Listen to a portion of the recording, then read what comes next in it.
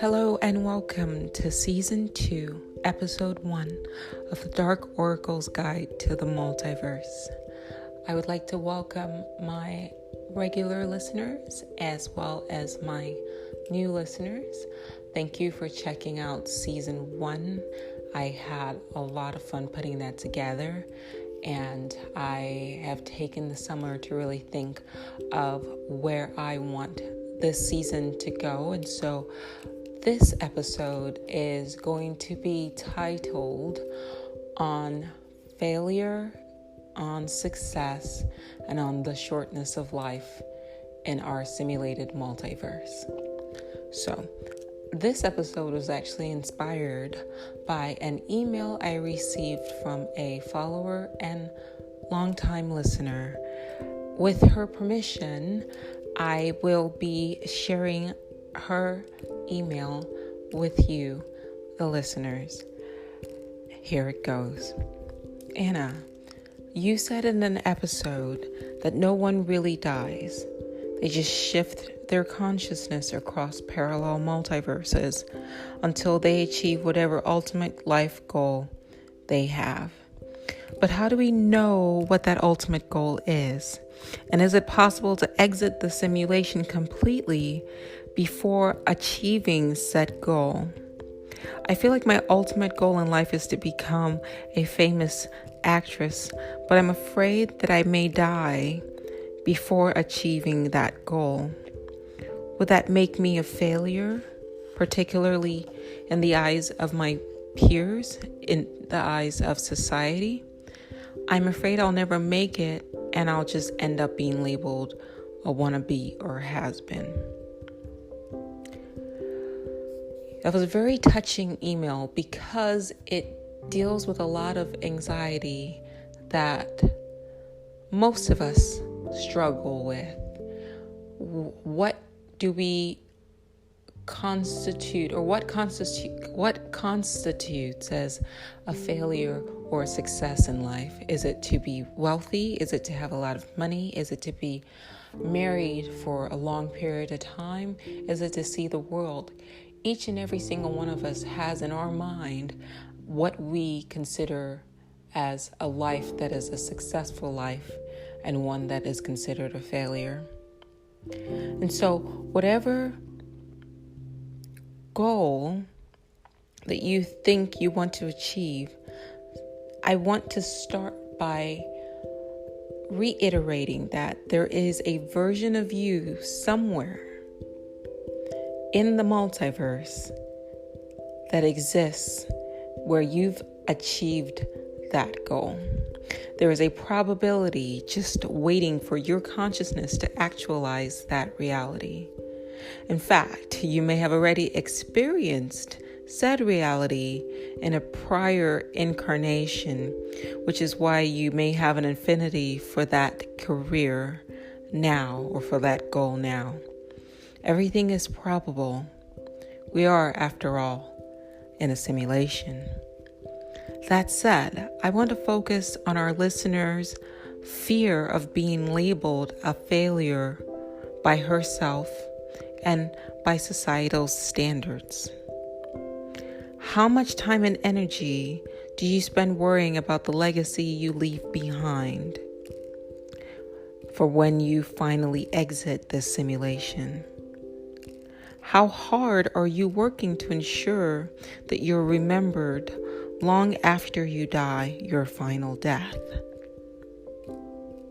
I say worrying about being remembered or revered by others after you finally exit this simulation is a bit like Pablo Picasso in his prime, worrying about whether a mural he painted in art school would be destroyed, or whether his peers liked his work, or if the future students at that school would appreciate his art. In the grand scheme and in the totality of his entire career, none of that really matters. In fact, if you compare Picasso's popularized works to the works he did in art school, one could argue that schooling either stifled his creativity with its rules, or stoked his creativity by teaching him said rules that he would later break. Whether or not he is or was revered by his peers in school does not matter in the entirety of his life. He was always going to be that Picasso. Furthermore, whether or not his art is revered now in our present multiverse has no bearing whatsoever on his genius, and has no bearing whatsoever on whatever he is experiencing now in the next phase of his life outside our simulated reality. Worrying about what you leave behind on Earth is a bit like worrying about your high school reputation when you're in college. It doesn't really matter. And so, what if you were to die your final death today? No shifting multiverses, just a straight exit out of the simulation to whatever phase is next for you. What if this exit is unceremonious and sudden, occurring before you've had the opportunity to live out your full potential according to the standards determined by society and subsequently by you, your family, and or your peers? In a school, is it other students who determine if you fail or succeed? Obviously not. It's the teachers, it's the administrators who make the rules. You may be tutored by other more experienced students. However, it is only the certified teachers who can administer tests. And it's only they who know the criteria in which you and your fellow students are being judged. Now look around you. Every human being you see is in the same quote-unquote school as you. That school is this simulation, what we call Earth. They are students just like you, and therefore your peers or other students are thus unfit to determine which accomplishments or lack thereof in life constitutes you as a failure or success.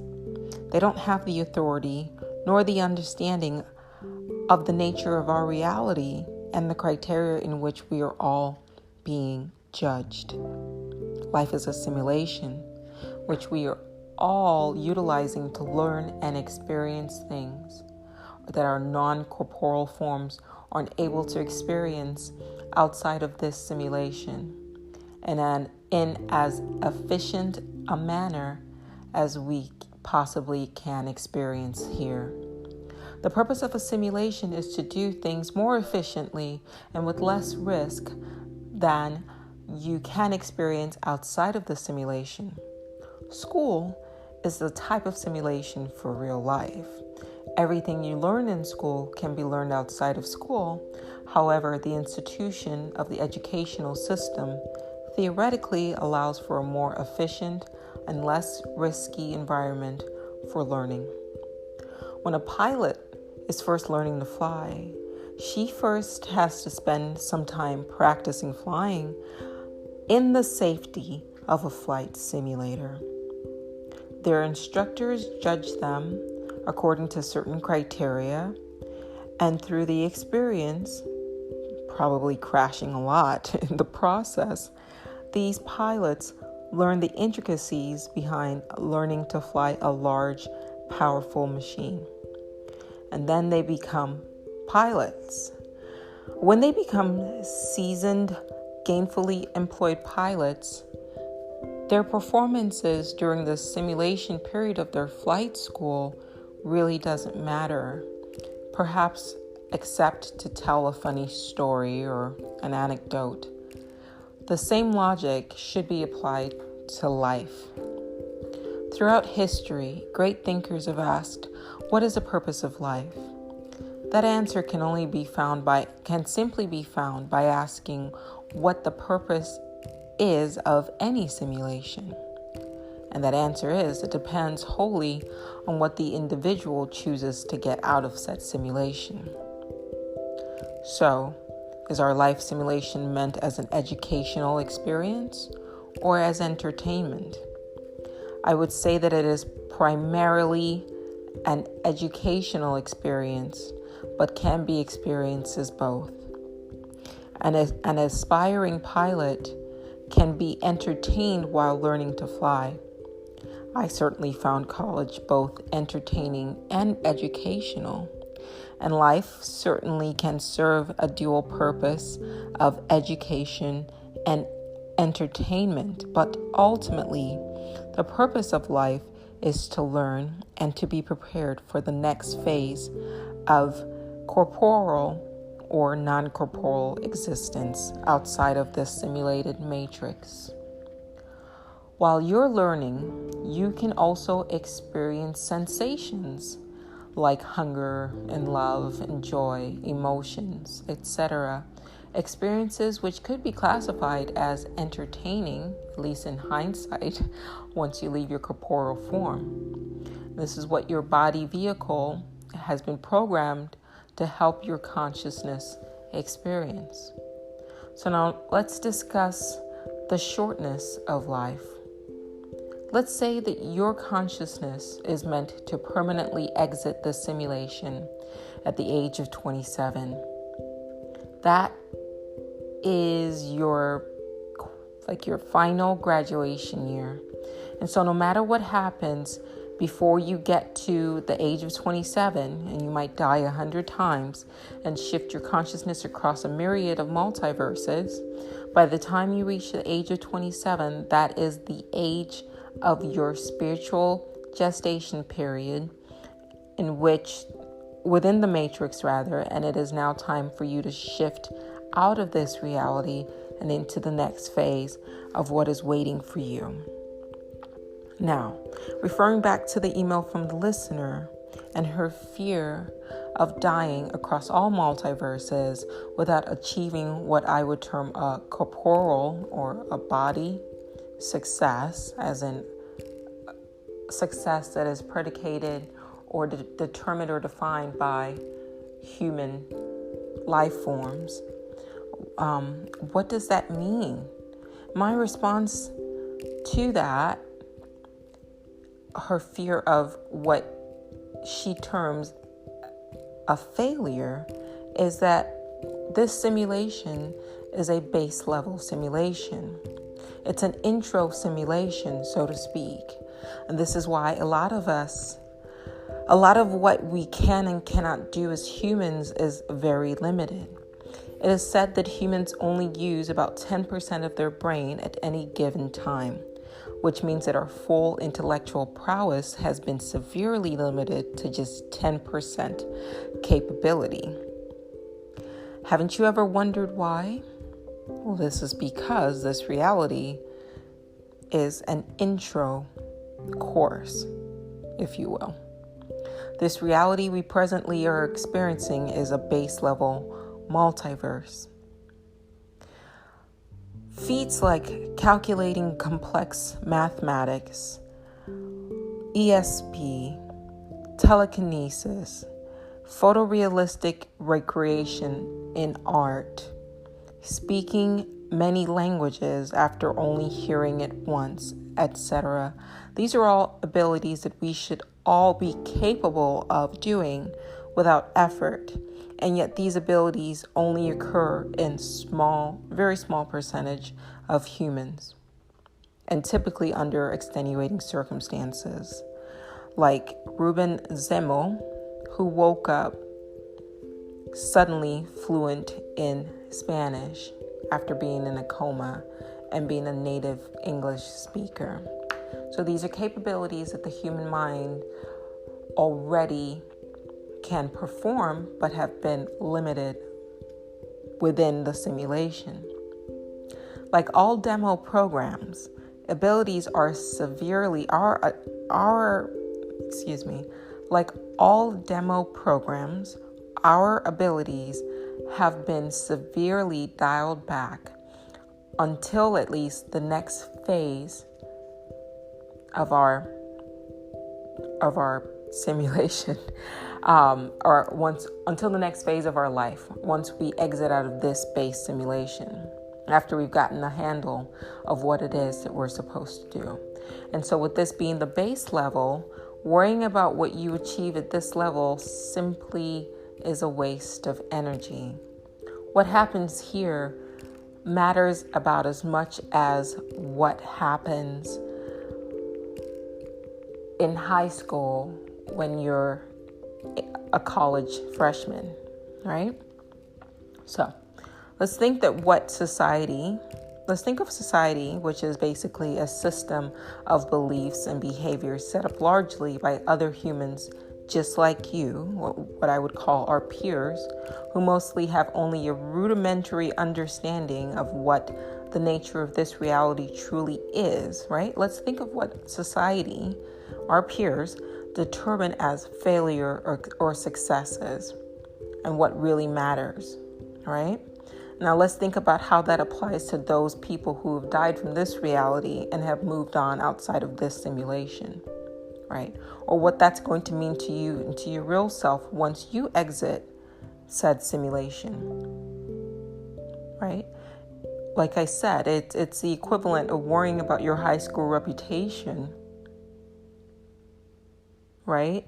It's like feeling like high school was such a big deal when you were within the microcosm that was high school, until you look back at it as an adult and realize how absurd the whole experience truly was. And so what if you truly do, quote, fail at life according to society's standards? What if no matter how many incarnations your consciousness experiences, you never quite achieve or live the achievement of that corporeal goal of being a, quote, famous actress or being extremely wealthy or whatever? You never become the world's richest person or the world's most famous celebrity or the most beloved president. Compare your lack of quote unquote success in this incarnation to the equivalence of doing terribly in college or dropping out, right? At a particular time in a college dropout's life, when they are judged by their peers, they might be considered a failure.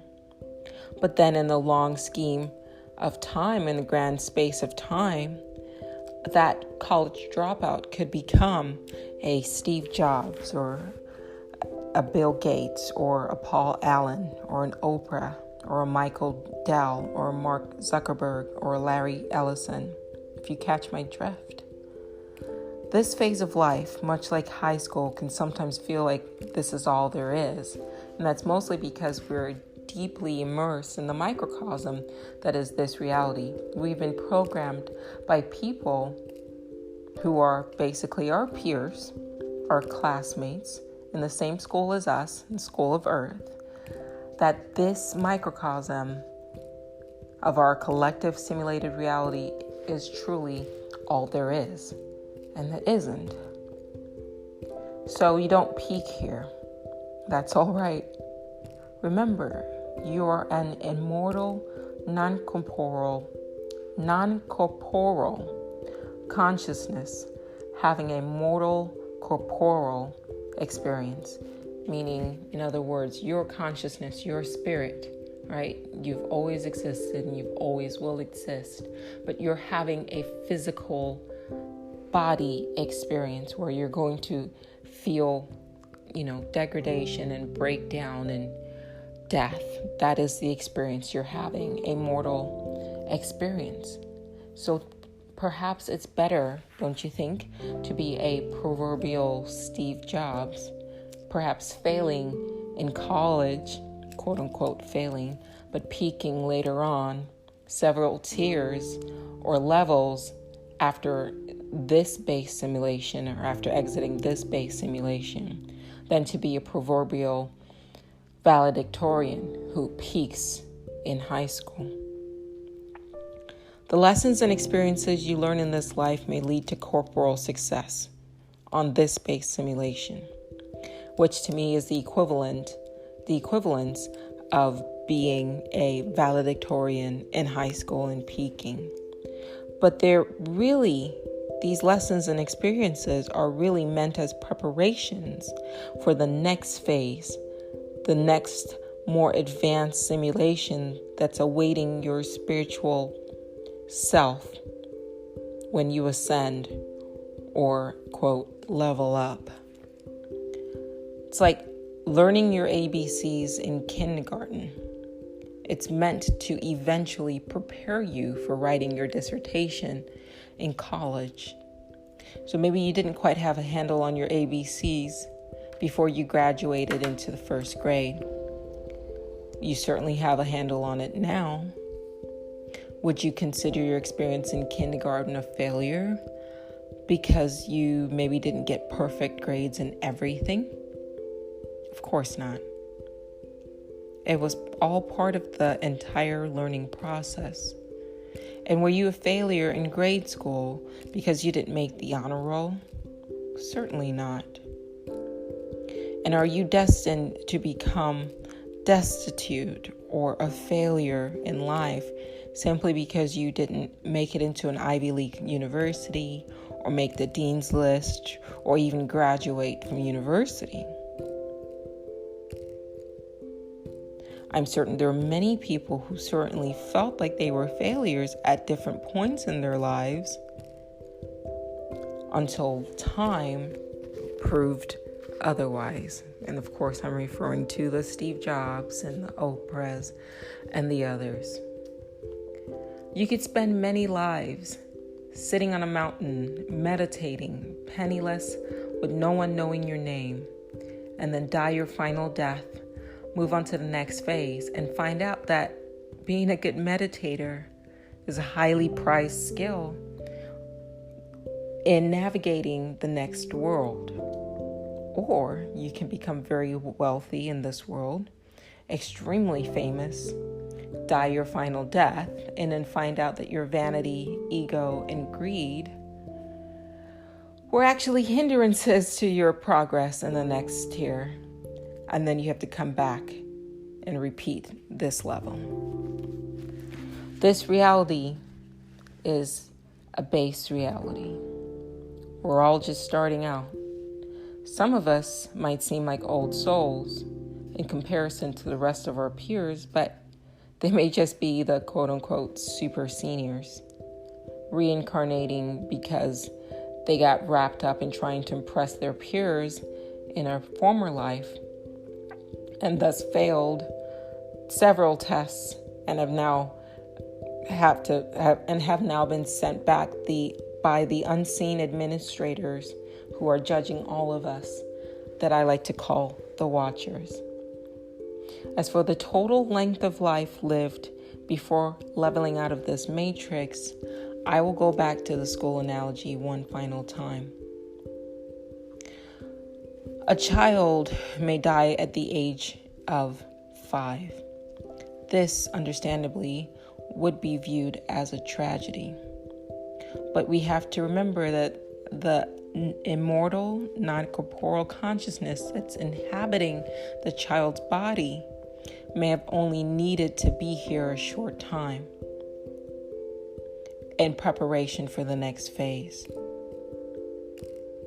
Assuming that death, of course, was in fact a final exit at the age of 5 and not simply a transfer of that set consciousness to a parallel multiverse so that individual can continue living on, which I have talked about in season 1. So that child may have lived also a very long life in a previous incarnation and just needed to repeat a childhood lesson. So that child may have lived to be 110 in a previous incarnation, but might have missed a lesson in childhood and had been sent back by the watchers or the administrators of this reality. So, say you die today, say you're only 19 years old, And that's the max age across every multiverse that you are going to be able to shift through parallel multiverses. This is your final death. Should that scare you if you feel like you've achieved nothing? Should that scare you if you feel like you didn't get to live to your full potential? It shouldn't. I would instead think of it like graduating early, or dropping out, or skipping a grade. Yes, it sucks. It really does suck for those who are left behind. And perhaps your consciousness might choose to wait for said loved ones who are left behind to complete their courses so that you can all move on to the next phase, or, quote, level up together. But you have to remember that 19 years old is not the age of your consciousness. It is simply the age of the body vehicle that your consciousness is inhabiting while in this base level simulation. The real you, your mind, your consciousness, always has existed and always will exist, even outside of this life simulation matrix. Think of it this way. There are professions where spending a very long time in school is needed. You have your doctors, your engineers, your professors. And then there are jobs where you can be successful with just a high school or a college degree.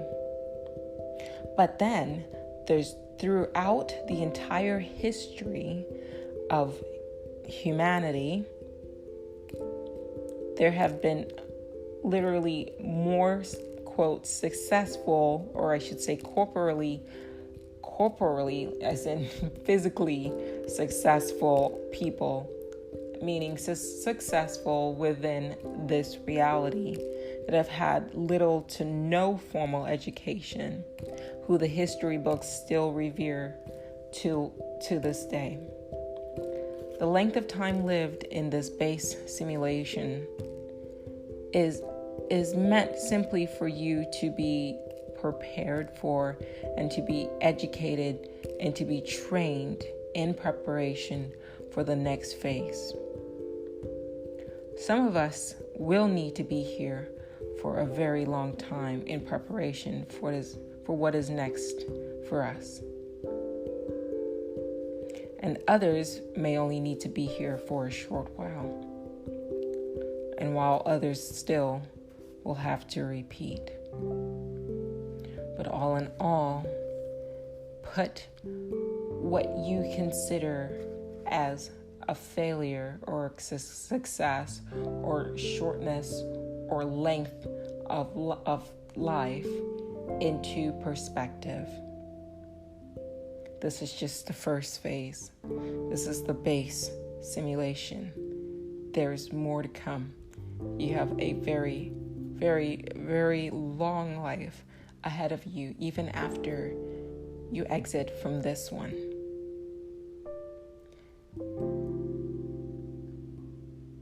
Thank you for listening to the first episode of Season 2 of the Dark Oracle's Guide to the Multiverse.